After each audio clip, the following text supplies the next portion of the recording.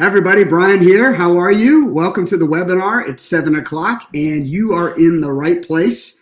If you're here for the 7 ways and 7 days to change your financial future webinar called It's Not Ours. This is the 7th webinar in a row. For 7 weeks in a row, we've been doing these.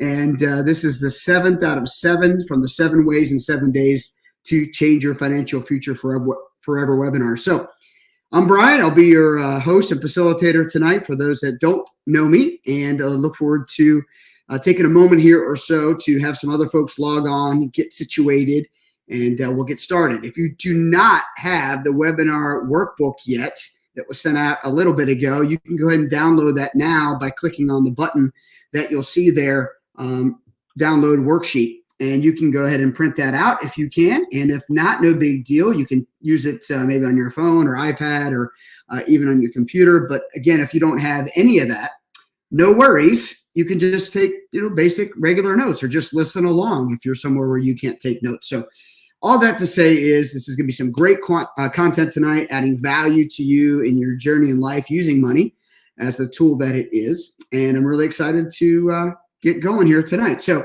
if you could, go ahead and leave me a note in the chat box. I think you guys can see and hear not only the presentation, see it on the screen, but to hear my voice. I don't care so much about you seeing me, but that's available too. Just go ahead and let me know that you're all good so we can get that kind of that stuff out of the way and begin jumping into tonight's content. But I think everyone should be able to see. Great. Thank you, Kathy. All good. Hi. Hey, Brian. Hey, Ava. And as we have more folks jumping on, hi, Cindy, welcome, welcome, welcome. Glad y'all are here. And Stanley and Vanessa and April, hi, welcome, welcome. So great stuff. Go ahead and take a moment, grab the workbook for tonight, download it if you can. If, like I said a bit ago, if not, then take regular notes or just listen along. If you're in my Facebook group, this is a part of where any replay will go. I'm not doing replays in the traditional sense. If you're a webinar junkie like I am, a lot of times I'll sign up for something because I know it's good. I'm excited and looking forward to it. I might not be able to make that specific time, but I'll go watch the replay later. That's not the case here. This stuff is one time only and it's live, as every one of them have been for the past 6 weeks now, this being the 7th. But I'll go ahead and put in my let's see here, put in my Facebook URL for the group for you guys to go ahead and jump on over to that group and ask for permission to join it. It's called Living on Purpose with Brian Horvath. And that's where I'll post. Hi, Vanessa. That's where I'll post all the information or all the replays. So they'll be there for maybe a couple weeks more or so. Go ahead and grab those while you can. All right. So I wanted to share a little video to kind of get us going. I was thinking about, sports are back, at least the major league sports, and albeit as weird as it is to see no one in the stands, I'm thankful that distraction and these sports are back. And one of the ones I want to share with you, I have a little video from when I was a kid. I'm from Pittsburgh, and when I was a kid, they would play this video. I'm going to share with you. Hopefully, it works. When the Pittsburgh Pirates were behind and they needed a rally to get going, they would show this. And I thought about this today, maybe randomly, I'm not sure, but what it reminded me of, as it can be so difficult to pivot or to examine or to reestablish our finances. And obviously there's a crisis going on today. At the time of this recording, the COVID-19 crisis, coronavirus, all that stuff. And for many people, they're experiencing unemployment or furlough or a reduction in hours. And so, of course, that affects our finances. And I thought about, how many times over the years when I didn't have a plan or was not living out these things that I'm sharing with you tonight, that I would get distraught or I would lose momentum. I almost have like negative momentum. And that can sometimes feel that way, kind of like a baseball game when you're behind and it's getting late in the innings and you just kind of need to spark a rally. And so I thought about this video today. Hopefully it works. I'm going to try to share this with you and have you take a look at it. Oh, I hope it works. Let's see.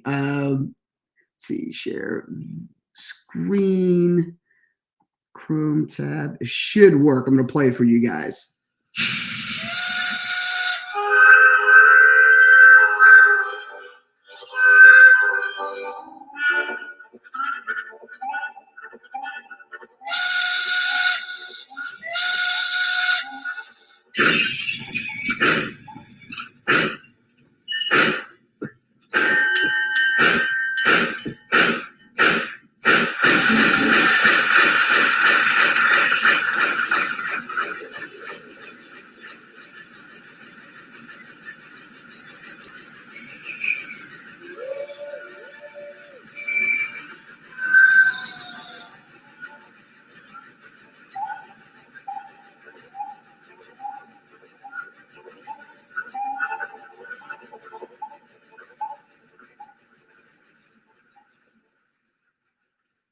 Well, there you have it. Maybe that was just for me, but I don't know. But as I see that, you have, the Pittsburgh Pirate mascot there and some random fan. Instead of putting coal into the fire and the engine of the train, he's putting baseballs in.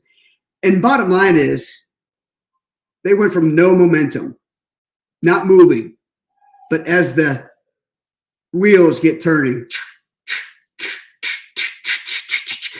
so can be our finances. These little sparks, these little pieces of coal, or you're adding to the flame of that train, your financial train is getting you going. And it is so much easier to keep momentum than it is to start it. And so I just want to encourage you tonight. Let's have that in mind, keeping that train going as we continue to go through the 7 ways in 7 days to change your financial future tonight. So I'm really excited to share that with you, just because it just provided a good thought for us to stay focused, to stay encouraged, and to get the train moving to the money success that you can and will have. So good stuff. So glad you all are here, and let's jump into the presentation for tonight. So let's see here. Go back to that. Good stuff. So here we are, 7 ways in 7 days to change your financial future forever. Hey, Bill, and hey, Elena, how are you guys? Welcome to the party. Glad you are here. And this is a part, tonight is the last of 7, but it's a part of my 7 ways in 7 days course, 7 ways in 7 days to change our financial future forever. And it's something I've been working on for a long time, both intentionally and both just over the years, the 13 plus years I've been coaching, speaking, and consulting people on their personal finances and their careers. And so here we are, culminating in the 7th webinar that I created just for you from scratch. Every single week's been from scratch. Nothing just repeated, but from scratch to fit what y'all are looking for. So here we are. If you've not heard of me before, or not been connected to me before, or been a part of one of the webinars before, I'm Brian. I'm the CEO and president of the Horvath Training Institute, where my company has the great privilege and opportunity to help people just like you, just like me, to know, live, and love the purpose for a career in finances. So obviously you can see I'm an energizing speaker. I'm authentic. I'm informative. I'm encouraging. I love to speak, consult, and coach in the area of career in finances. I've written a book in the past year called Your Purpose, How to Know It, Live It, and Love It. And you can pick that up at brianhorvath.com/book. Love for you to grab that. Just very transparent, very authentic, very real, helping people to know, live, and love the purpose for their life and whatnot. So been able to serve thousands of people over the years in career and finance events. And my wife and I, Becky, enjoy life here with our little kids, Grayson and Ella, in Tampa, Florida, here in the suburb of Tampa.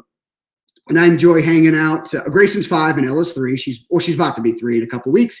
And I enjoy video games, technology, and reading, as well as jazz. So just a little bit about me as you kind of see where I'm coming from for the rest of this evening.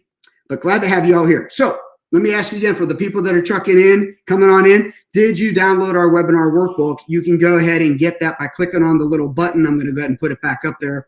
You can go ahead and click that now. Download the worksheet if you can, and print it. If you can't, don't stress over it. Stay on, take notes as you normally would. And if you can't take notes, just go ahead and listen and join my Facebook group where you can grab this replay for the next so many days or so. So glad you're here. And for those of you that came and attended last week, this is our 7th in a row. Last week, we talked about it's better to give than receive. And we talked about a 2% generosity challenge. In the chat box, let me know, did anybody apply that, look at that, take advantage of that? Just taking 2% of certain categories in your budget that you can control, meaning they're kind of flexible spending or what's called variable not fixed expenses, but variable expenses, and just massaging that a little bit to have the heart of a giver, to be generous. Did anybody do that? Let me know in the chat box. That's something that I just came up with recently to go, you know what? It's hard to just go ahead and give without a plan. It's hard to give with with not understanding maybe how to manage your finances. And it's even harder to give if you're kind of thinking you may not have enough. We crushed those limiting beliefs last week, and we provided some insight and ways to act on the fact that I know people believe it's better to give than receive. It's just they don't know how. So 2% generosity challenge is a way to get that going in your life and develop your character. So great, Stanley, awesome to hear. Avo, hey, you missed last week, last couple weeks, or you haven't been here yet, no big deal. So you can go ahead and jump on my Facebook group and grab this and get an explanation about this, as well as download last week's workbook. All right, so next steps is for later. I'm going to go ahead and hop over to the workbook so that we can fill it out together. And let me make sure I can get that here. 1 second.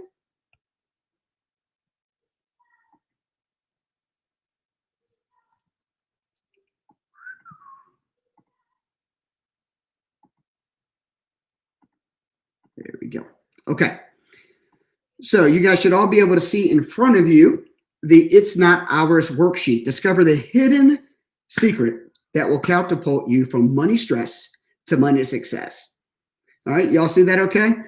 Great. So let's go ahead and get started. Oh, awesome. Cindy said, yes, I donated to a ministry that builds orphanages in Haiti.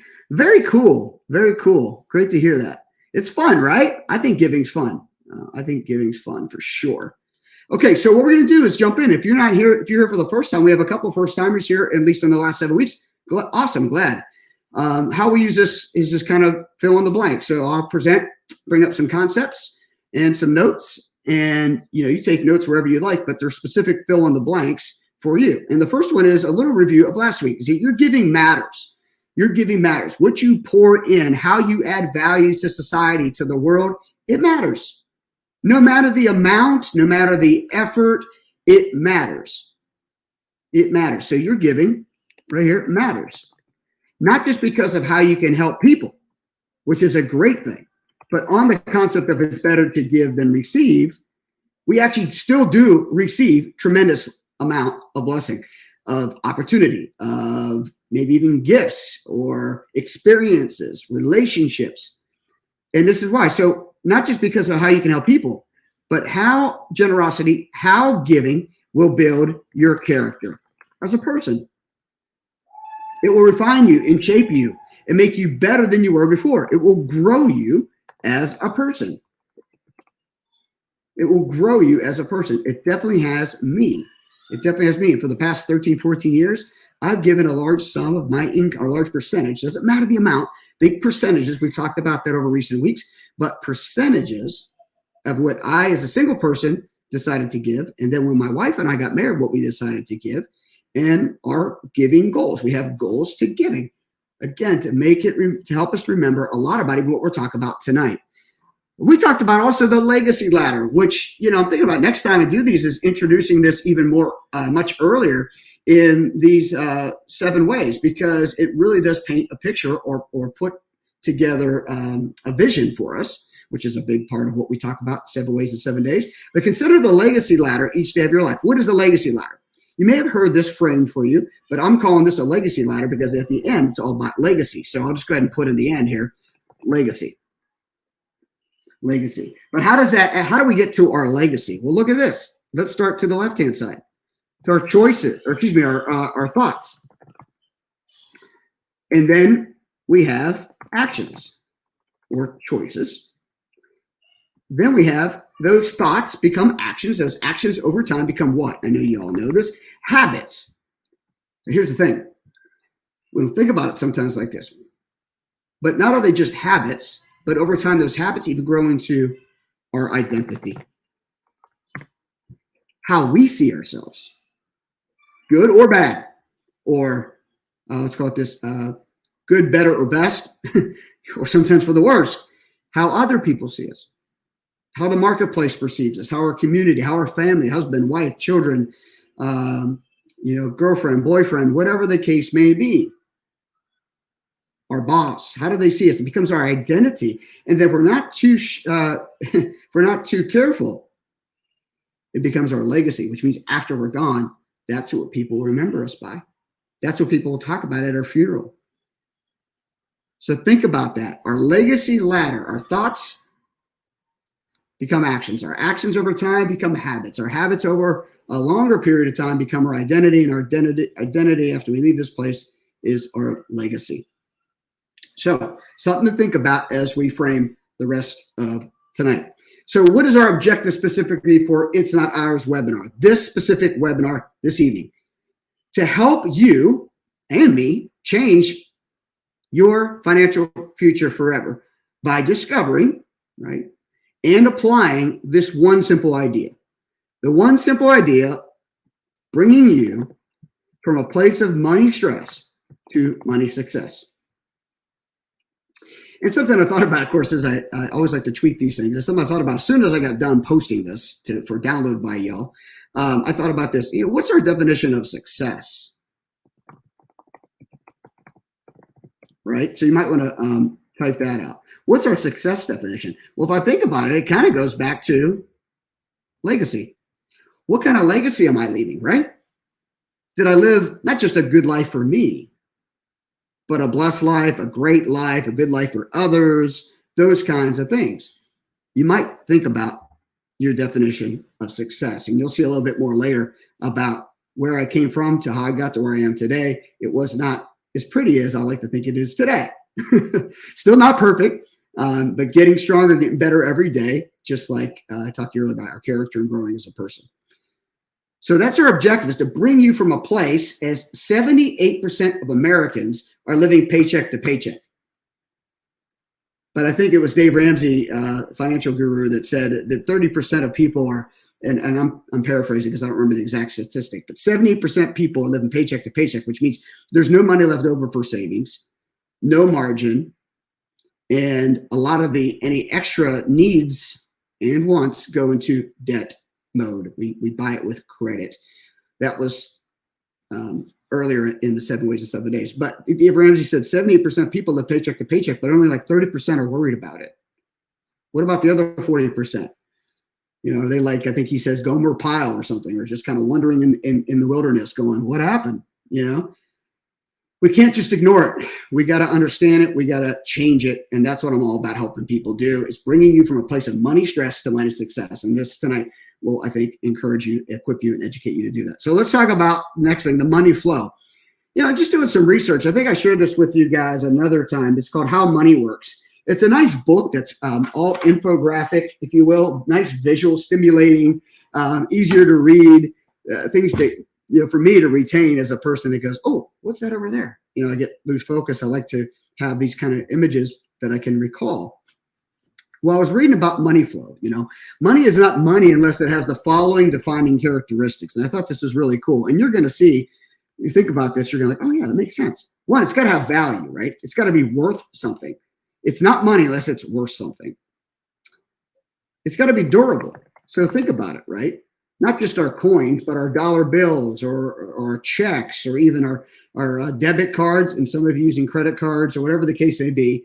It's got to be durable. It's got to hold up. You got to be able to actually, when it's time to use it, it has to be, not in 1,000 pieces. It's not going to be, falling apart. It's got to be durable. So it sounds silly, but it's true. It's got to be able to be used. It's got to be good, right? I think about, like, in a credit card sense or debit card sense, if it's out of date, meaning it's expired, then it's not durable. It's not good anymore. So what's the point, right?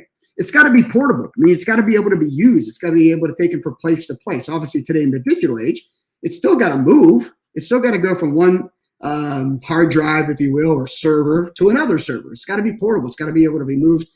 So value, durability, and portability. Uniform. There has to be some kind of uniformity in agreeing that this means of exchange, or this money, is the same in one state as it is in another state. And obviously when we go overseas or cross borders, there's an exchange rate, but that still overall is uniformity. So money has some uniformity. So it's kind of part of the money flow. That's how it flows. Divisible, right? Divisible. It's got to be able to say, if you have this $10 bill and the items are $5, well, someone's got to be able to make change. It's got to be divided by. It's got to be divisible. Kind of a silly, take it for granted thought, but it's true. It's got to be, broken up. And I don't know how long this change shortage is going to last, but some of these things are not as divisible as they once were. So we're interested to see what happens with all that. It's got to have a limited supply, right? We talk about if it's everywhere all the time for everyone, then all of a sudden it doesn't hold its value. So it's in limited supply. And here's the one that really makes sense for us is when it comes to some of the things I'm going to talk about tonight, but it's a means of exchange. Means of exchange, right? Back in the day, it would have been bartering. But when someone didn't need eggs, but the person that had the milk didn't need the eggs, well, they came up with this arbitrary thing or this other thing, this third party thing that would have a value assigned to it that would say, well, that would be this many eggs, or that would equate to this much milk. So the money is provided a means of exchange because somebody doesn't have the same need for the items you're producing as what they're producing. It's not always an equal trade in that regard. So money is created to create a bridge between the two. Ultimately, overall, it's got to be trustworthy. We have to trust it. We have to believe it's going to work when we go to use it, right? We trust it as the person handing it over. The person that's receiving it has to trust it. They can put it in their cash box or a cash drawer, or put it in their wallet, whatever, and know that it's going to be good for them to take to the next place, right? So trust. These are the 7 or 8 things that money has to have. Money has to have, okay? Good? Awesome. So in America, our dollars obviously represent a certain value, and that can fluctuate, but just something to remember and think about. And in George Simmel's book, this is a book from 1900 called The Philosophy of Money. I'm not sure if it was a bestseller or anything on Amazon, but The Philosophy of Money says this. Philosophy of Money looked at the meaning of value in relation to money. Simmel observed that in pre-modern societies, people made objects, but the value they attached to each of them was difficult to fix as it was assessed by incompatible systems based on either honor, time, or labor. Money made it easier to assign consistent values to objects, which Simmel believed made interaction between people more rational as it freed them from personal ties and provided greater freedom of choice, which is why in America we like having our money. Why in the world people like having money? It's freedom of choice. It's freedom of being able to go here and go there and spend it, invest it, give it as we so please. So I just thought that was really neat. Now, a couple of things that money is used for and represented by is items of worth, right? So back in the day, there would be gold or other precious metals that would have money exchange, would represent amount of money, or money would represent the same value as that lump of gold or that lump of silver or whatever the case may be, okay? And so just some little history here. It's got to be a store of value. Think about our retirement, right? We can store this money that has value, that can grow, right? We talked about compounding interest last week. That can grow in a place where we can access it at the appropriate time, and it amasses of value within a store, right? A place that we can keep it. So those kinds of things are pretty neat to think about when we think about our money.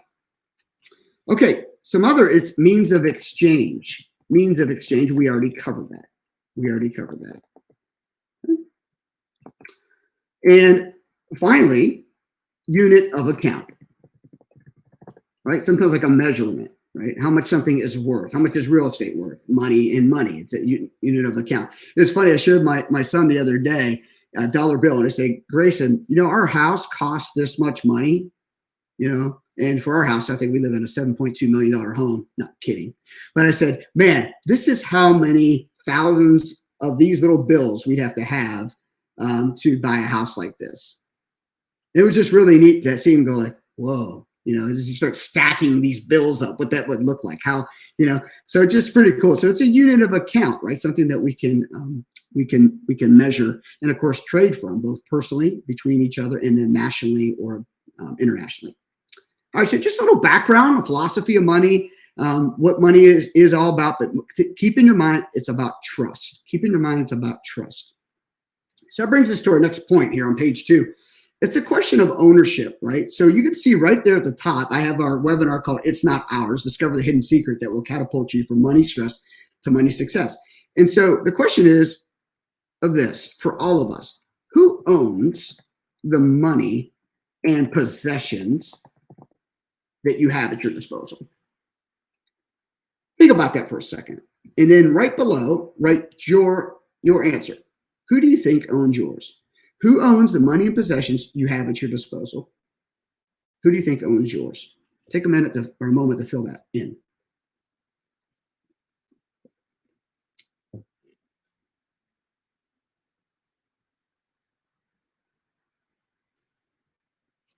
Awesome.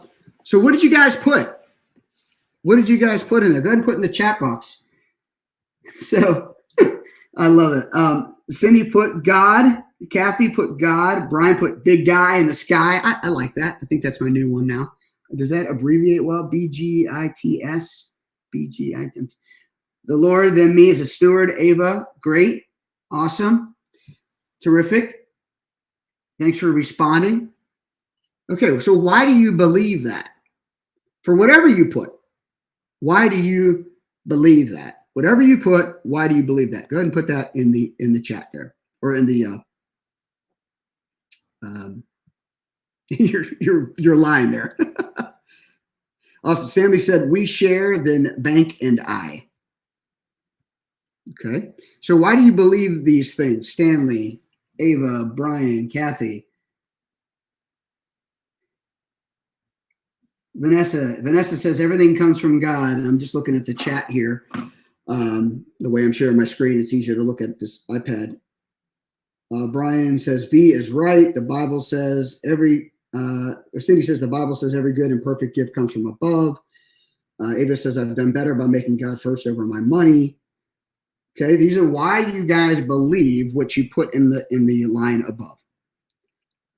Kathy put Psalms 24:1, which is a book of the Bible in the Old Testament. Psalm 24:1, the earth is the Lord's and the fullness thereof. The world and all its people belong to him. Psalm 24:1. Good stuff. Okay. Any others? Go ahead and put them in there. I really appreciate y'all's participation. That makes webinars as interactive as they can be without going for 4 hours. And it's already 7:30 already. Oh my gosh. So it's fun. Ava put, I believe having tried and tested his way, seeing results. Terrific. So as we go to the next point, consider the owner. So whatever you put there, consider. But as we look at considering the owner, do you really own it? Which by most of you said you don't. Or does God own it all? Or does God own it all? Now, that's for you to decide. For anyone watching this, viewing this, listening to this, that's for you to decide. However, I can share a little secret with you. It's not ours.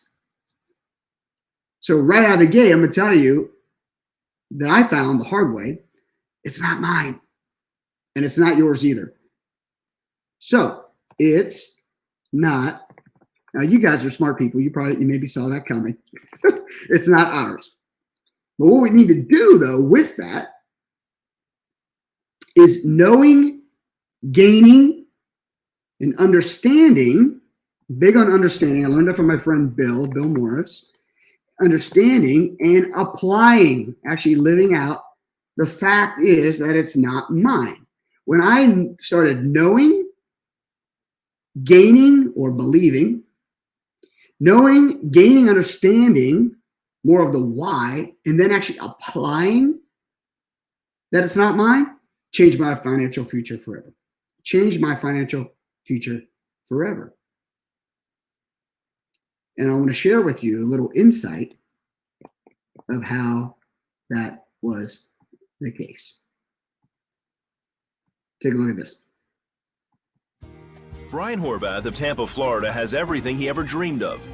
A happy marriage, a nice home, and a great career as a money manager. But he admits it took him longer than he wanted to get here. So one of the things he always tells people, don't make the same mistakes he once did. I was trying to impress people that I didn't even know or maybe didn't like. For years, Brian lived the high life. As a businessman, he had a solid income, but he was spending it faster than he was making it. At one point, he had to file for bankruptcy. I wasn't able to make all my bills. I overspent every single week. I was in a ton of credit card debt. I had student loans. So in 2006, I was walking home from a New Year's Eve party and just sick and tired of it. Started crying, heavy tears. It was just, I'm done. He woke up the next day and knew it was time to reevaluate his life. Just remember that sun pouring into the windows, almost like saying, it's like God, heaven opening up going, look, I have something for you. That week, Brian gave his life to Christ. He also decided to look at money from God's perspective. I would honestly say that God spoke to me through my wallet. And the first thing that he did was say, give. And he says in his word, in the Old and New Testament, that we're called to be a giver and that we should give a tenth. At the time, Brian was $37,000 in debt. Still, Brian began tithing to his church. When he started taking classes in money management, he came up with a practical plan to pay off his debt. I learned that we should give first, save second, spend later. I started doing a budget. I started using cash. I had to say no to all the trips I wanted to go on. I had to say no to all the eating out. I had to say no to all the ancillary spending, just buying stuff because any new technology. I just couldn't do it. I just kept focused on the goal. Through it all, he never stopped tithing, and within 14 months, his debt was gone. Tithing got me out of debt because he says he will protect those who tithe. Brian wanted to teach others the benefit of giving, so he took a job as the stewardship director at church. Meanwhile, Brian met and married Becky. She too wanted to live debt-free, but now they had an expensive mortgage holding them back. I just started feeling like we're supposed to get our house paid off as quickly as possible. So we came up with a little chart that said we owe $99,600, and we wrote on the bottom of it, Lord, you are Lord over our mortgage. And then we wrote Luke 18:27. Whatever is impossible with man is possible with God. That's when they say God told them how to pay off the mortgage, but it would require a step of faith. I said to Brian one day, I feel like we're supposed to give 10% of that up front. And so actually went to the prayer closet, if you will, got on my knees and said, God, what should we do? And he said, write the check. So they gave $10,000 from their savings. After that, they followed a strict budget. Before long, Becky's income doubled, and she got a promotion. Within a year, they paid off their house. That's God saying, I have more than enough for you. I told you I had something for you. Trust me. And man, he over-delivered. Today, Brian and Becky have 2 small children and have already started their college funds. They're giving more than ever and continuing to see increases in their income. The couple encourages others to trust God with their money and give too. There is financial reward that comes from it. We experienced it wholeheartedly. Money says a lot about who we are. How we spend our money talks a lot about our character. Not how much, but the heart, the attitude of giving.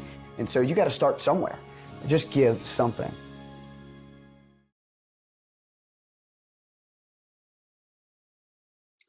Awesome stuff. So good to have you see that. It was a blessing.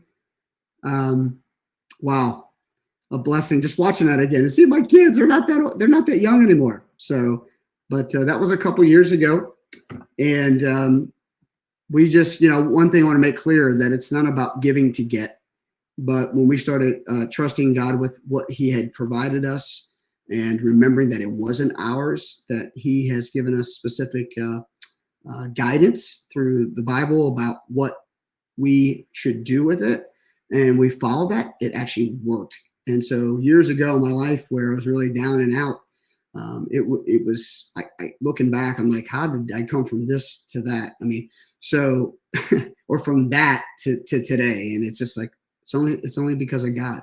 I really, truly believe that. And anyway, so I just want to share that with you and encourage you to provide you hope. I don't know where everybody's at on the webinar, but that is something that's near and dear to my heart. And we're looking forward to continue to provide that blessing and that understanding and wisdom to our kids because it just works. It works. God's ways of managing money works. And that is a lot of what I founded this 7 Ways in 7 Days to Change Our Financial Future on. And this is really the reason he's given me purpose to share it. So anyway, cool stuff. So glad you guys were there here to see it. So let's get back to what we were doing before. And let me jump back over to the worksheet. So here we go. So really, that's a tale of two managers. The first manager was the person that didn't have a clue what he was doing. And that was me in my early or late teens, early adult years, up until about age 30. And I really started, I was broke. And so the first word here is I went from broke, busted, and disgusted to wanting to take my own life. To just being so sick and tired of being sick and tired with myself that I didn't know where to turn. And so I thought, well, there's a problem. That problem is me. Everywhere I seem to go, whether it's from this job to that job or this city to that city, or I was the common denominator. I was the problem. So if we're going to have a problem, what's the best way to solve it? To solve it is to eliminate the problem. The problem was me. Might as well commit suicide, take my own life, because I was broke.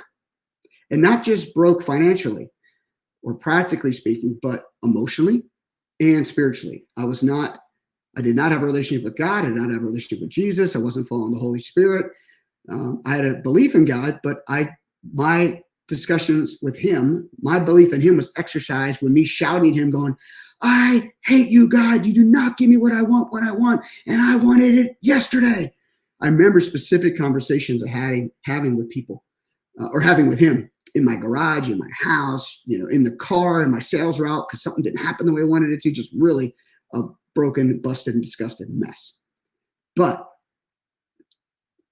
after I got my life straight, after I had some mentors in my life and some people that loved on me and gave me encouragement, and I was finally ready to take next steps to follow God, it started with my money. As I said in the video, he kind of met me at my wallet, or met me at the ATM, if you will, and intervened there. That was one of the first things he knocked over in my life, that domino to accomplish the things he's called me to accomplish in my purpose. So I went from broke, busted, and disgusted to healed.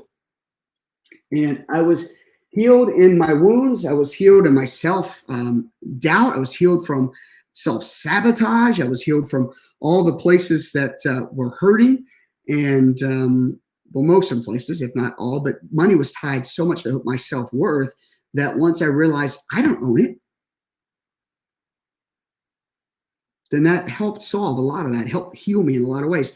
Became whole, and I say whole meaning like I was more about who I was supposed to be. I started walking with a different pep on my step, the pep I used to have back before these things became an issue, the real person that God created me to be. An encourager, enthusiastic, friendly, a go-getter. Those things run away when all those chains of debt and all those confusing times in my life and all of those bad relationships I had that soured my purpose. So I became whole. And the coolest thing after that is he used me pretty quickly after accepting Jesus and finding a church home in Tampa, that he quickly helped me or set me up to help others come through their mess. And all of a sudden, guys, this is what's so weird, that people started looking at me as like the expert 13 plus years ago. I wasn't the expert. I was like 1 week ahead of people, one chapter ahead of them in the book that I was leading from. And I was leading classes called Financial Peace University by Dave Ramsey. So much so I was excited that I became a Dave Ramsey trained counselor, paid some thousands of dollars to pay for that on my own, out of my own pocket. I was single then. And then went up to Nashville and got training and met some great people and all that good stuff, and became trained by Dave and his team. And then left my corporate job to go work at Grace Family Church here in Tampa full-time as a director of stewardship, which is managership or director of career and finance ministry. I never thought in my wildest dreams I'd be doing something like that. Are you kidding me? Broke, busted, and disgusted to healed, whole, and helping others.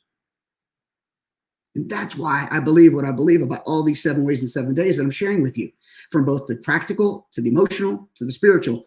All those things I bring out to help you go from no matter where you're at in your finances just to get better. You don't have to be broke, busted, and disgusted, but to get better. So let's continue on down the road here. So anyway, all that stuff led me to start my own business, and here I am helping you is my prayer. So may I suggest that we are not the owners, right? May I suggest that we are not the owners, but managers. And some of you have said that in your responses already. Not mangers, that's for Christmas time, but managers of the stuff we've been given. God's the owner, I believe, and we are managers. And he gives us everything. Everything. Someone said Psalm 24:1. The earth is the Lord's and the fullness thereof. The world and all its people belong to who? Him. Who's him? God. I don't force that on people. These money principles will work no matter what your faith or lack of faith or not having a faith, atheist, agnostic, whatever the case may be. These money principles work. But I have a belief foundationally that's because God says they work, and it's his system he set up for us to go from money stress to money success. So by understanding that we're managers, not owners, it takes the pressure off. But it also gives us a responsibility, but not the responsibility when we try to do it all ourselves, because it's not meant to be all for us to do. He wants to help us. And so I also want to help you too. So what are some of the things we've been given? Okay, our life, the air that we breathe.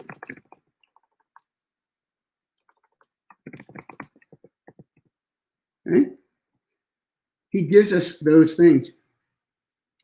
He also gives us our purpose, right? Ephesians 2:10, this is New Testament, chapter 2, verse 10, says that we are God's masterpiece, created in Christ Jesus, and he created us in advance. He prepared in advance for us good works, that we would walk in them, that we would do them, that we have a purpose. What is our purpose, right? And he also gives us skills and abilities to produce what? And this is not a bad thing. This is a good thing. Wealth. Wealth. We are already the richest country. No matter where you're at in your finances, already you're richer than whatever the percentage is of the world, like in the top, like X% out of the global population. But it's God that provides us that ability to work, the skills and talents to trade our time, to receive value in dollars. It's he that provides us that. God provides us that. And wealth is a good thing when it honors him, when it's managed well by him. So now we come upon the trust factor. And Allison said free will. Yes, he gives us free will. We have the ability to choose, which is a big theme of what I talk about here. That's what I talk about here. So it gives us the ability to choose. Okay? So the trust factor. As a manager of what's been given to you, to me, to us, how well of a job are you doing? And let's just call it a 1 to 5 rating system. 5 being the best, I'm doing the best possible, to 1 being the least possible. And you don't need to tell me, but for you, be honest with yourself. How well of a job are you currently doing with managing the resources he gives you, the money and the possessions he gives you? Take a second there to think about that.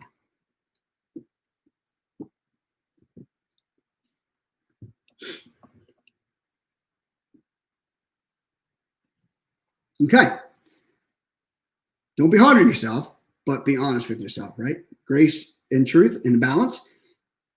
Now, the question then becomes too, can I be trusted? Can we be trusted with whatever the little we have? And I don't mean like we don't have, we're not here to compare, comparatively speaking, but can I be trusted with the little that I have or what I have today in order to receive more? And that's not always more of the same.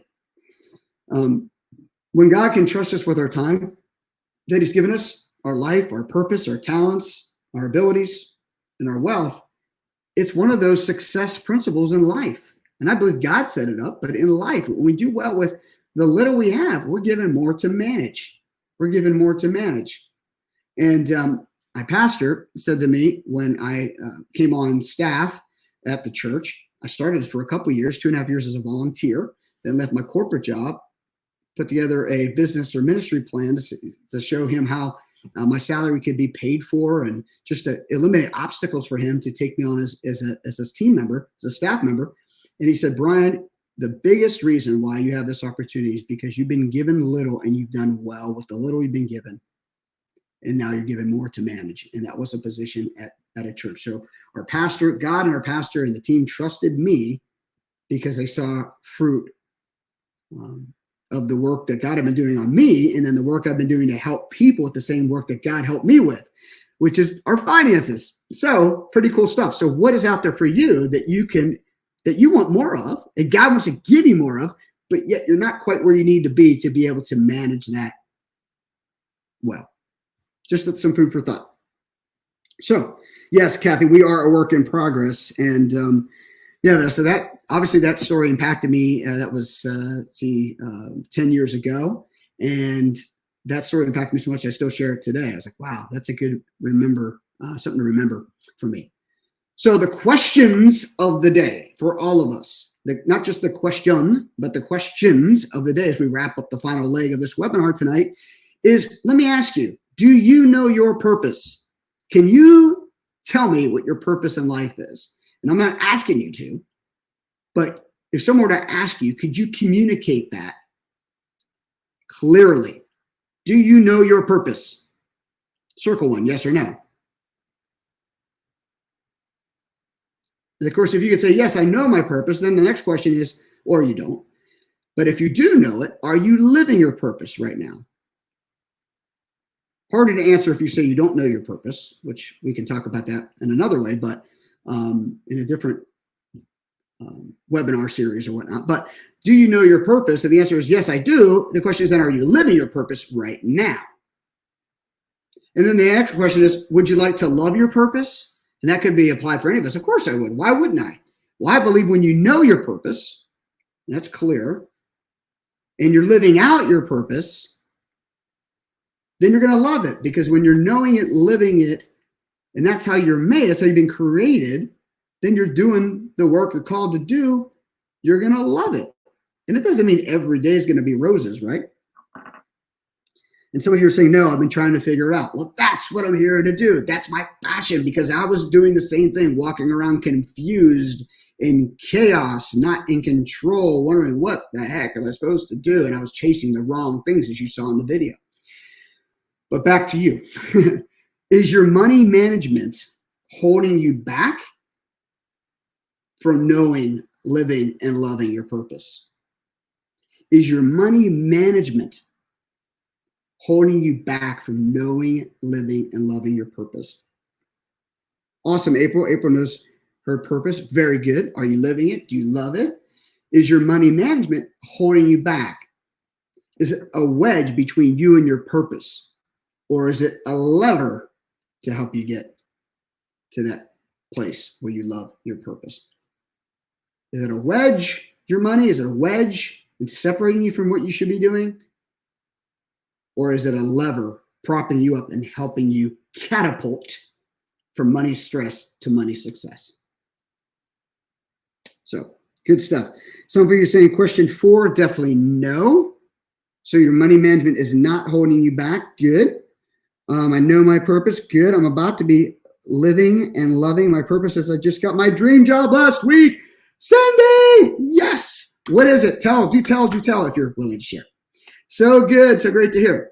So if money, this is my friend Ernie in my life. He had passed some years ago, but he said, Brian, he would coach. He liked to coach younger people, big into youth mentoring in ministry and coaching and stuff. And then when it comes to adults, he would ask this question even more, because a lot of times for people, especially of adult age, money becomes a wedge and not a lever. And so he would ask, if money were not a challenge for you, Brian, what would you do? If money were not a challenge for you right now, if money weren't an issue, it wasn't in the way, it maybe even it exists, what would you do? And, honestly, I would tell him what I'm doing right now. Now, I couldn't say that then per se, although there were moments but I always had this dream of starting and launching my own business. Writing books, creating content, doing speaking, consulting, and coaching. Doesn't mean it's easy. It's not, but I love it. And that's for me. If money were not a challenge, what would you do?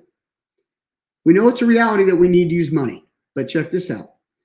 Well, let me back up. So ask yourself that. If money were not a challenge, what would you do? And just write it in there. Write it somewhere in there. If money were not a challenge for you, what would you do starting tomorrow?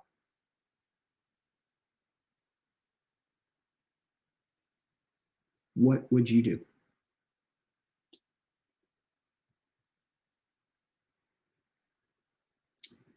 If money were not a challenge for you, was not a wedge, it was more of a lever, or not even existent at all, was not a challenge for you, what would you do? Think about that tonight as you put your head to the bed, to the pillow.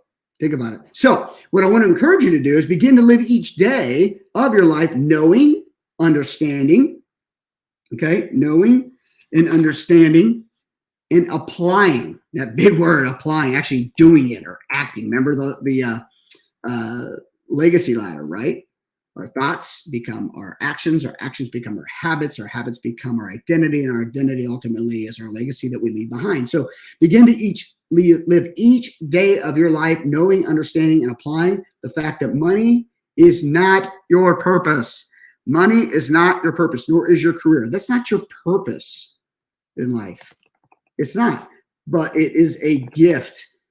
Your money and your career is a gift given to you from God to help you know, live, and love your purpose. Money is a tool. Money is a tool or a gift, not the purpose. It's a tool or a gift to help you know, live, and love your purpose. Ava says, I would love to teach and coach young people. I would look for opportunities just going about my day. Yeah, because you're in tune to your purpose. You're constantly dialed in, right? That's a good point. So how can we help you do that more? April, foundation to help women. Help them do what? Now, I'm not asking you to answer that. I'm just thinking about, getting more detail. And you probably have that, but that's great. I love it. So what are some, you hear me talk often about the resistance. As soon as we decide to live our life each day, knowing, understanding, and applying the fact that money is not our purpose, but a gift and a tool given to you from God to know, live, and love your life purpose, the limited beliefs will come out of the woodwork. You're rattling their cages, right? When you know, live, and love your purpose, the presence you have, the atmosphere you bring, the aura, whatever you want to call it, right? The impact you bring to an organization, to a community, to your family, to your environment, it makes noise. And it's good noise, right? Which means the limited beliefs are going to be awoken. They're going to try to step up and steal your joy, crush you, bring pain, bring heartache, but you can overcome them. But let's call them out. And again, it doesn't mean just because we say, I have a limiting belief and it's just going to go away. I'm not saying that. We have to work at it. We have to constantly have conversation and dialogue with God, ourselves, others, coaches, consultants, speakers like me, your family, your pastor, your friend, your counselor, whatever the case may be, your mom, your dad, your brother, your sister, a mentor, a friend, whatever. But limiting beliefs come up. Let's talk about the limiting beliefs that will try to creep in, creep up, take over from you doing any of the things y'all are listing here about knowing, living, and loving your purpose. And Allison said, I'd love to do real estate investing, helping families get out of foreclosure. Love it. Specific, measurable, actionable, results-oriented, time specific. So I put down some limited beliefs. A lot of limited beliefs when it comes to money management or becoming from money stress to money success, from removing yourself out of chaos into a state of control. And I don't mean perfection, but better than where you are today, closer to where you want to be in your vision and your mission, is that we're not taught. A big thing that comes up is we're not taught. We're not taught how to manage money in America, or maybe we were, but we didn't listen. That was me. My parents tried to help me. They did well with their money, but we weren't rich. We were middle class, but they did well, and they're retired well now, and they're enjoying life with their grandkids, and they're not stressed. Fear of making mistakes. Yeah. Hey, past mistakes hurts. Don't want to touch that hot stove again. I tried that. Okay. Now, I won't get into all these in detail for sake of time.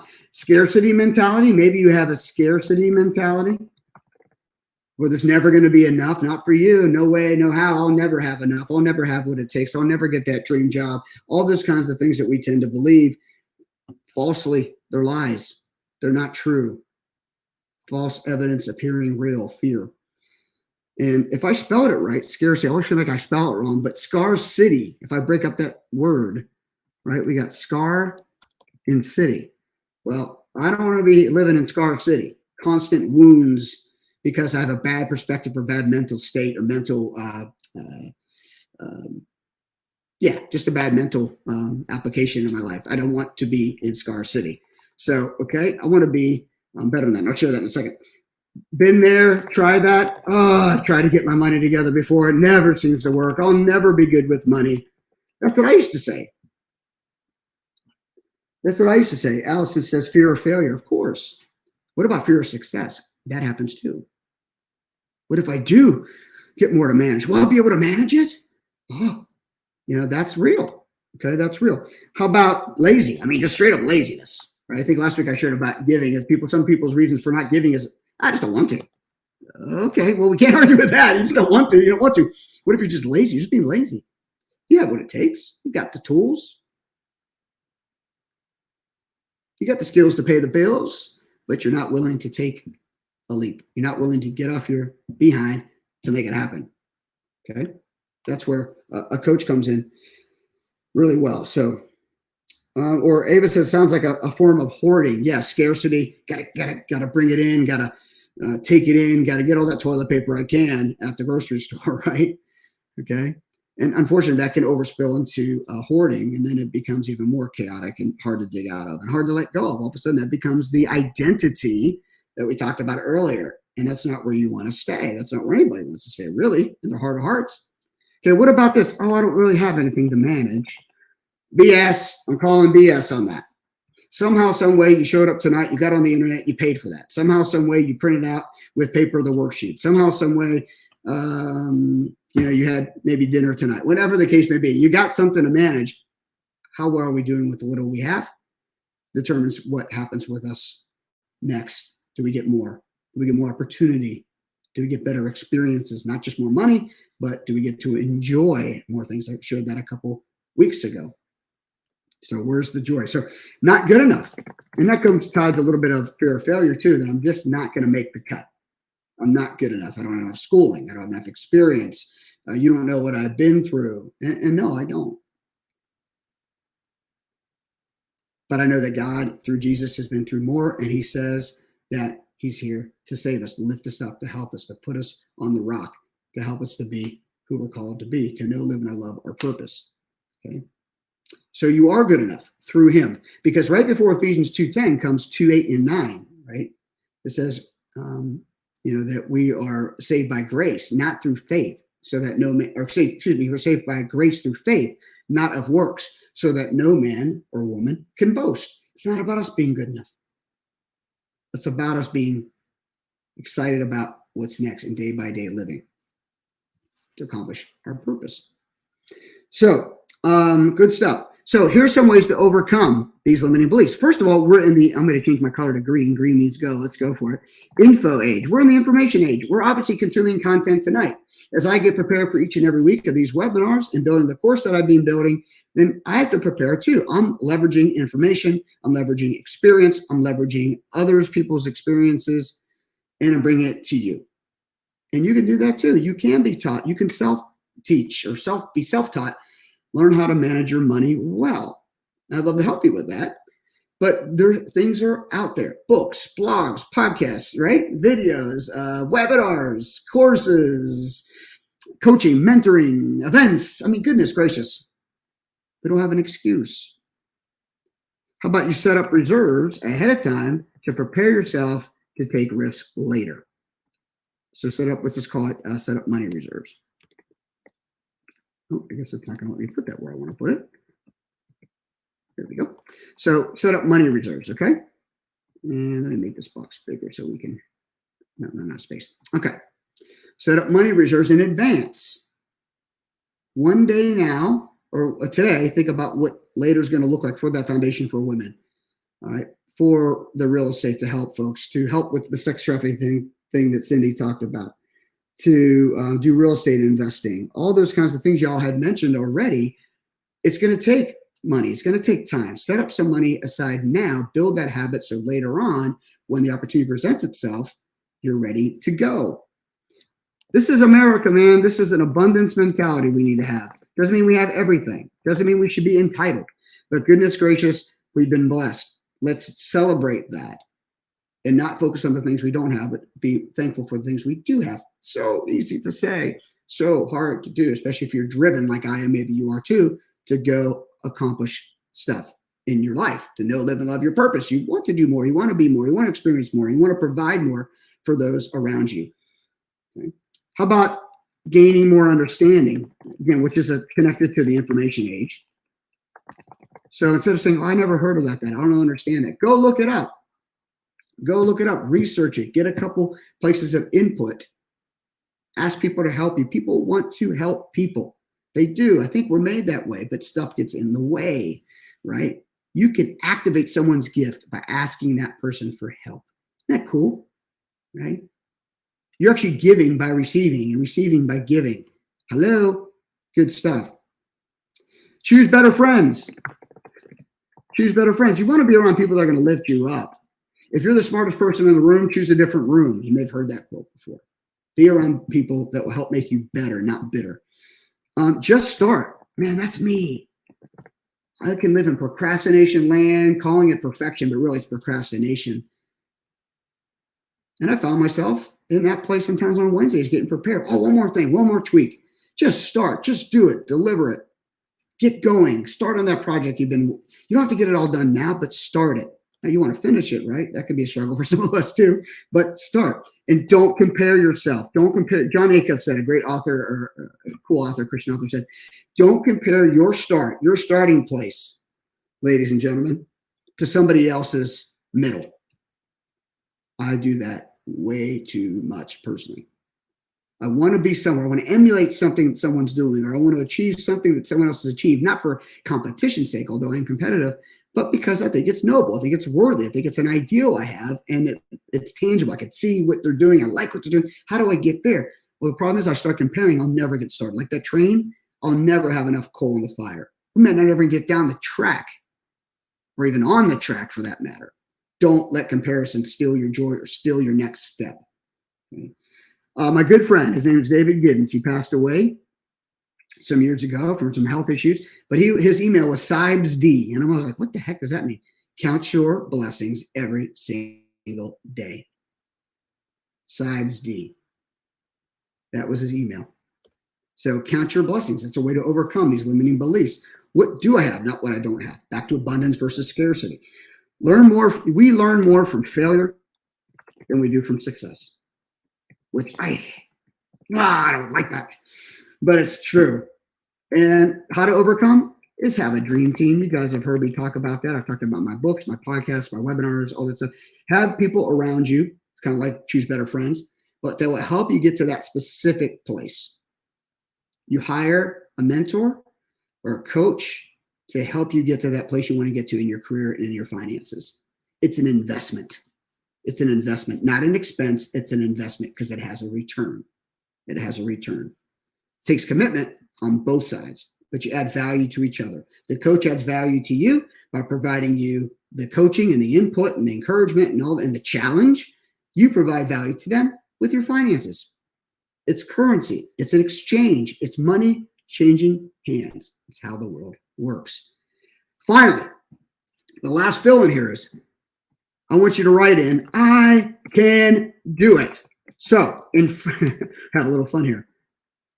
I'll have to move this block. I'm going to mute me for a second when I do it, but I want to encourage you right where you are, for the sake of even being embarrassed. Who cares? I want you to yell really loud that I can do it. Okay. So I'm going to mute myself. I think, hopefully I do. Don't yell in your ear, but I want you to say on 3, I can do it. Okay. 1, 2, 3. I can do it. know if I was muted or not. I think I was, maybe I wasn't, but a dog next door just barked. So I know I was loud enough to mean it. But you guys can do it. You can overcome limiting beliefs to help you go from money stress to money success. You can do it. You have to do it. The world is waiting on you. God is calling you to serve, to seek to serve, to get this puppy done, man. Because it's not about us. It's about others. But that's where the blessing is. We talked about that last week.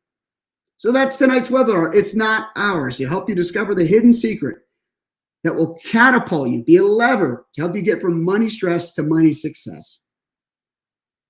Awesome. So glad you're here, guys, tonight. So you're next. Oh, Cindy says that was fun. And we are abundant in God. Don't compare yourself. God knows who we are. Some of the chats. Yes. Good one again. Good stuff. Thanks, Brian. Appreciate that, man. So I believe one of the best ways that people can manage their money and possessions well is through building the habit of budgeting or managing their finances week in, week out, month in, month out. It's not a fun topic, but it will completely flip your wig, completely give you a 180 in your finances. The reason why people don't do it is because of those limiting beliefs we just talked about. But on the other side are all the benefits. That, including God's purpose for me, him calling me out to something different years ago, helped me be on the road to success with my finances years ago.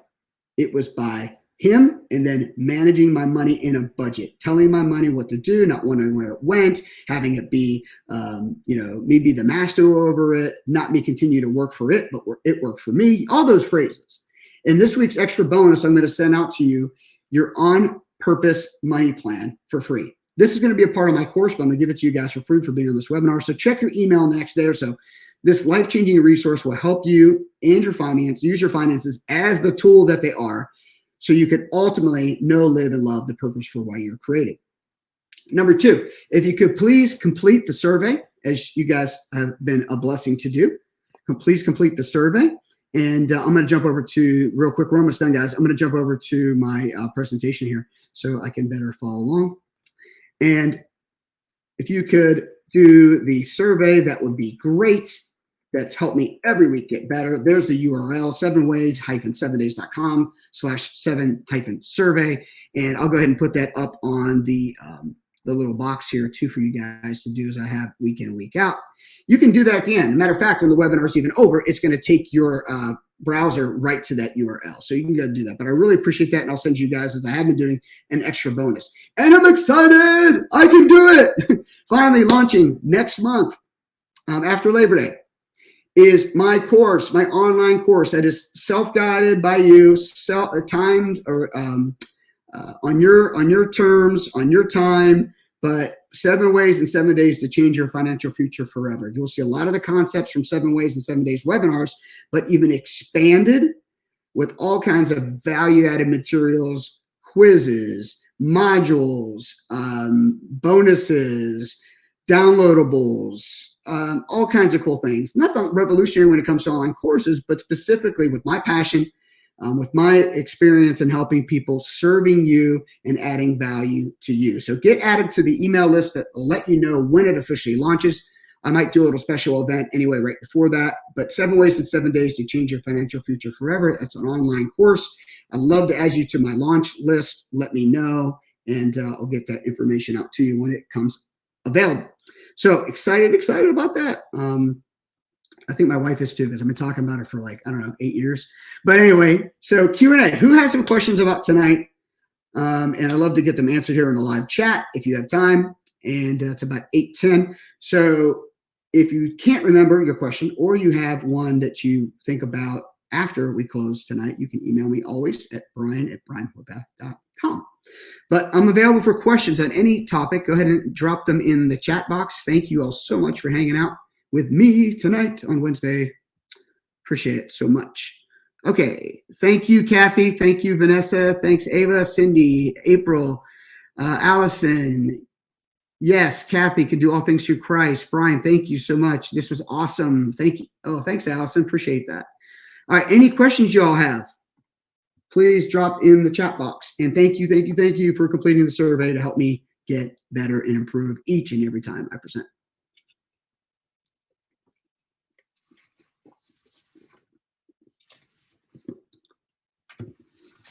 By the way, here's somewhat of what the money plan looks like. Very nice and easy and colorful, so you can have fun with it and not be bored. Some of these budgets I see, I'm like, that doesn't look like any kind of fun. I'm going to be bored to death trying to do this, and I'll probably quit because it just isn't fun looking to me, but that's just me.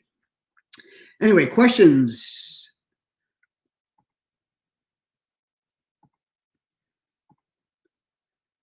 I know sometimes people have questions about just how do I get started? How do I get started? And I would say that's what the course will help out a lot with, because I'll be reorganizing some of it from all the way from a firm foundation to create your winning game plan, to start saving something, to it's just stuff, to how to destroy your debt, to it's better to give, to tonight, it's not ours. Be working things in differently to help people better start, get quick and easy wins, like just assessing where you're at with your assets and your liabilities, and just starting with a one-page sheet and keep it very simple. I also guide people through how to build kind of a family box where you have all your important documents in, and then how to replicate that even digitally speaking in programs that are out there. So there's things like that people can just start just getting organized, going from chaos to control, and organize is little bite-sized baby steps. So thanks, Vanessa. Thank you, Brian. I was able to attend all 7 webinars, and I love the fact that you teach it Christian-based. Yeah, I do. The thing is, I am trying to reach a lot of people that maybe are questioning if God exists. But as it was for me, when I learned that he had something to say about money and it worked, that really solidified or created and improved the relationship with God that I didn't have prior. So that's really my heartbeat here, to help people bridge their purpose to their finances to God, and so on and so forth. Brian, thanks so much for the encouragement, man. It's, again, my privilege. It's my business as well now today. Good night, sir. Thank you. But it's something that, is really fires me up. So I'm actually speaking to some college interns soon on the subject of money too, because that's a heartbeat for me too, is helping the younger generation not make the same mistakes I did, and to see their money as a purpose to help them in their success. So Vanessa, thank you. Love to hear that you got connected to giving. It will totally revolutionize and bless your socks off, and it's fun. Thank you, Stanley. Appreciate you. Thank you, Brian. April says, is there a way to access webinars we haven't been able to attend? Yes. So April, I think you're a part, correct me if I'm wrong, but I think you're a part of my Facebook group. Go ahead and search the Living on Purpose with Brian Horvath Facebook group, and you'll be able to see in there some webinars from weeks past. I'll be on there for another couple of weeks, so you can watch them and maybe trade Netflix for Brian's webinar flicks or something. I don't know, but good stuff. As a matter of fact, next week I'm going to have another webinar about how to better work remotely. That's something that a friend of mine and I are doing together. And then I'll be doing LinkedIn webinars again here soon. And then the course will be coming soon too. Oh, thank you, Vanessa. That my wife has the gift of giving. I have the gift of gab, if you couldn't tell. Kathy, thank you. Looking forward to seeing you in future sessions. Ava, how do you overcome? Ask a question. How do you How do you overcome those who may not share this perspective? Well, really, if you go back and look at some of the other webinars, I'm not preaching or teaching from the Bible per se as I was tonight. Tonight's about me really sharing where the heartbeat is for me and where the foundation is for me. But I want to help people with their felt need. People have a felt need with their health, their wealth, their relationships, their careers, and things like that. So I want to help touch and connect with people first on what they're thinking about all the time. From there, I think they can see that God is a true God who loves them, who created them, and has plans to harm them and to prosper them, or not to harm them, but to prosper them.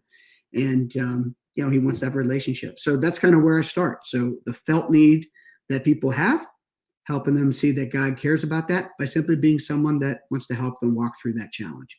Hope that makes sense. Thank you, April. Oh, yeah, Cindy, sure. I'll send the survey to your email. You're on your phone, couldn't get to it. I totally understand that. Thank you. Thank you for helping me with the survey. Ava, your experience has been very encouraging for me. Thanks again. You're welcome, my friend. I really appreciate you, and thanks for completing the survey. That I'd love to be able to share that with others, that when my course comes out, to be able to talk about what they're going to get from me. Thank you, everybody. Be blessed. Go get them. Have a super fantastic evening. Sleep well. Rest well, knowing that you can do it. Good night.